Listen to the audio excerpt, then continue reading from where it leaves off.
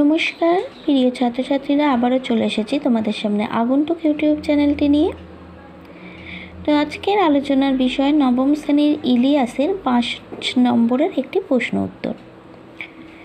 আলোচনার আগেই বলে রাখি, যদি তোমাদের আমার এই প্রশ্ন উত্তর শেয়ার তোমাদের সঙ্গে ভালো লেগে থাকে অবশ্যই সাবস্ক্রাইব করো আগন্তুক ইউটিউব চ্যানেল ও কমেন্ট করে জানিও কেমন লাগছে তোমাদের ভিডিওগুলি।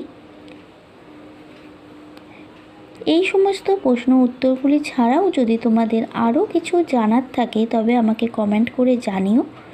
আমি আমার সাধ্যমতো চেষ্টা করব যদি আমার কাছে থাকে দেওয়ার।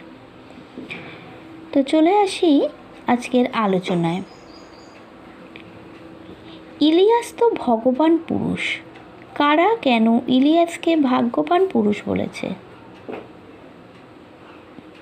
এই উক্তি তুমি সমর্থন করো কি না যুক্তিসহ লেখো। ইলিয়াস তো ভাগ্যবান পুরুষ, তাহলে এখানে প্রথমেই পয়েন্টস করতে হবে ইলিয়াসকে ভাগ্যবান পুরুষ কেন বলা হয়েছে তা বলার কারণ।